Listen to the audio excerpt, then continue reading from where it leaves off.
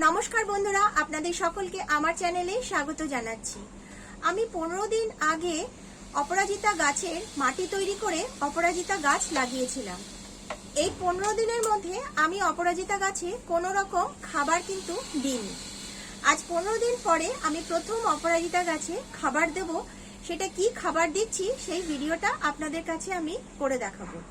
আর যে মাটিটা তৈরি করেছিলাম তারপরে আপনারা দেখবেন গাছটা কতটা ঝোপালো হয়েছে এবং কত ডালপাল্লা বেরিয়েছে এবং প্রচুর ফুল হয়েছে এবং ফুলের আকারগুলো অনেক বড় বড় হয়েছে। তো আমি কি খাবারটা দিচ্ছি সেই ভিডিওটা আপনাদের কাছে করে দেখাচ্ছি। তা চলুন বন্ধুরা, আর কথা না বাড়িয়ে তাড়াতাড়ি ভিডিওটা করে দেখাই। এটা হচ্ছে আমার সেই ব্যালকনি বাগানের অপরাজিতা গাছ। এই অপরাজিতা গাছটাকে আমরা অনেকেই নীলকণ্ঠ ফুলও বলে থাকি। দেখুন বন্ধুরা, আমার এই গাছটার কত বড় হয়েছে এবং কত সুন্দর হয়েছে আর প্রচুর ফুল ফুটছে। প্রত্যেক দিন এই গাছটাতে প্রায় 8টা-9টা করে ফুল ফুটে থাকে। আমি যেই অপরাজিতা গাছটা লাগিয়েছি এটা কিন্তু ডবল অপরাজিতা, সিঙ্গেলও পাওয়া যায়, কিন্তু আমি ডবলটা লাগিয়েছি কারণ ডবলটা দেখতে খুব সুন্দর লাগে। এটা বিভিন্ন কালারের হয়ে থাকে, যেমন ধরুন ব্লু, লাইট ব্লু, বিভিন্ন কালারের হয়ে থাকে। আজকে আমি এই অপরাজিতা গাছটাতে একটি তরল জৈব ফার্টিলাইজার ব্যবহার করব, সম্পূর্ণ ঘর থেকে তৈরি করা। সেটি আজকে আপনাদেরকে দেখাবো এবং কিভাবে ব্যবহার করছি এবং কতদিন পরে ব্যবহার করতে হবে সেটা সম্পূর্ণ আপনাদেরকে বলে দেবো। এই গাছটা লাগানোর সময় আমি যে সারটি ব্যবহার করেছিলাম তারপরে কিন্তু আমি আর কোনো রকম খাবার এই গাছটাতে দিইনি। আজকে যেহেতু আমি এই তরল ফার্টিলাইজারটা ব্যবহার করব, তাই জন্য আমি মাটিটাকে শুকনো করে রেখেছি। দুদিনে আমি কোনো জল গাছে দিইনি।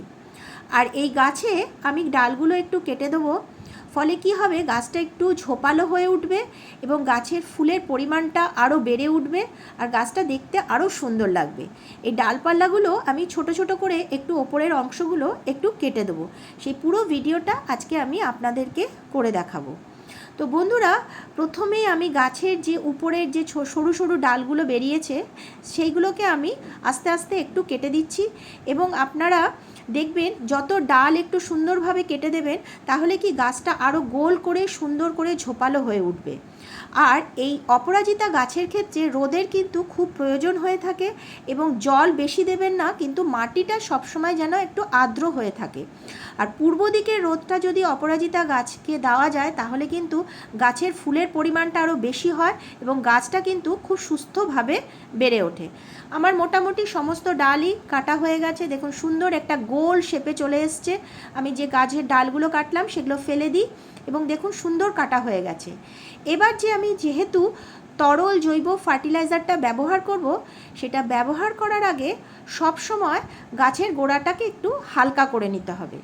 তাহলে কি হবে, আমি যে তরল জৈব সারটা ব্যবহার করব সেটা খুব সুন্দরভাবে গাছের শিকড়ের মধ্যে পৌঁছে যাবে এবং শিকড় সেই খাবারটা নিয়ে গাছের পাতাতে দিয়ে দেবে এবং গাছ পাতা তখন খাবার তৈরি করে গাছ সুন্দরভাবে বেড়ে উঠবে, আমাদের গাছের ফুলের পরিমাণও বাড়বে এবং গাছটা আরও দেখতে সুন্দর হবে। তো সেই জন্য আমি মাটিটাকে একটু হালকা করে নিচ্ছি এবং মাটিটা খুব সুন্দরভাবে হালকা করে নিলে সহজে তরল জৈব সারটা পৌঁছে যাবে। এটা একটি ভাঙা টব। এই টবের ভেতরেই রয়েছে আমার অপরাজিতা গাছের জন্য একটি স্ট্রং জৈব তরল ফার্টিলাইজার। এখানে আমি সবজির খোসাগুলোকে পচিয়ে তৈরি করে নিই একটি কিচেন কম্পোস্ট, আর এটা একটি প্লেট দিয়ে ঢাকা দিয়ে রেখে দিই যাতে কোনো রকম দুর্গন্ধ চারিদিকে না বেরোয়। আর টবের ভেতরে হোলগুলো রয়েছে, দেখুন একদম কালো হয়ে পচে গেছে, আর ওই হোলগুলো থেকে পচে যাওয়ার পরে যে রসগুলো, সবজির খোসার রসগুলো ওখান থেকে নিঃসৃত হতে থাকে আর ওই প্লেটটার ভেতরে তারপরে জমা হতে থাকে, দেখুন আপনারা। আর তারপরে আমি এটা সমস্ত গাছে মোটামুটি ব্যবহার করে থাকি। কিন্তু আমি এইভাবেই একটা ব্যালকনির জন্য একটি কিচেন কম্পোস্ট থেকে তৈরি করে নিই একটি জৈব তরল ফার্টিলাইজার। তারপরে আমি এই বালতিটার মধ্যে ওটা ঢেলে জমাতে থাকি। দেখুন অনেকটা জমে গেছে, এখন আবার পচে গিয়ে বেশ কিছুটা রস বেরিয়েছে, আমি সেটা আবার বালতির মধ্যে ঢেলে দিলাম, অনেকটা পরিমাণ হয়ে গেছে। এইবার আমি এখান থেকে অল্প কিছুটা পরিমাণ নেব, মানে 1/3 আমি এটা নিলাম, কারণ এটা ডাইরেক্ট কখনোই গাছে দিলে কিন্তু গাছের প্রচণ্ড ক্ষতি হবে, গাছ একদম মারা যাবে।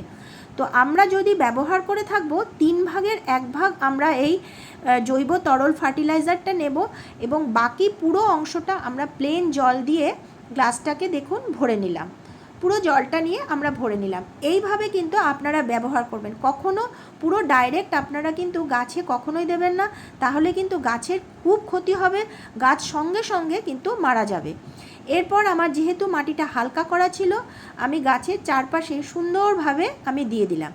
এই যে তরল জৈব সারটা আজকে ব্যবহার করলাম, এটা ঠিক আবার 10 দিন পরে এইভাবে আমি গাছের গোড়াটা হালকা করে আবার এইখানে ব্যবহার করে থাকব। আপনাদের দেখবেন গাছের আরও ফুলের পরিমাণ বেড়ে যাবে এবং গাছ আরও ঝোপালো হবে, গাছ সুন্দরভাবে বেড়ে উঠবে। এই তরল জৈব সারটা কিন্তু আপনারা আপনাদের ব্যালকনি যে কোনো গাছে বা ছাদ বাগানের যে কোনো গাছে এটা ব্যবহার করতে পারেন। শুধুমাত্র ইনডোর প্ল্যান্টে আপনারা এটা ব্যবহার করবেন না, কিন্তু যখনই ব্যবহার করবেন তার কিন্তু 10 দিন পরে আবার এটা ব্যবহার করবেন, কারণ খুব তাড়াতাড়ি কিন্তু এই তরল জৈব সারটি কখনো ব্যবহার করবেন না, তাহলে কিন্তু গাছের খুব ক্ষতি হবে। বন্ধুরা, আপনাদের যদি আমার এই ভিডিওটা ভালো লেগে থাকে তাহলে অবশ্যই একটি লাইক করে দেবেন এবং চ্যানেলটাকে সাবস্ক্রাইব করে দেবেন। আপনাদের পরিচিত বন্ধুবান্ধবদেরকে অবশ্যই এটি শেয়ার করে দেবেন। আজকের মতন এখানেই শেষ করছি। অনেক অনেক ধন্যবাদ।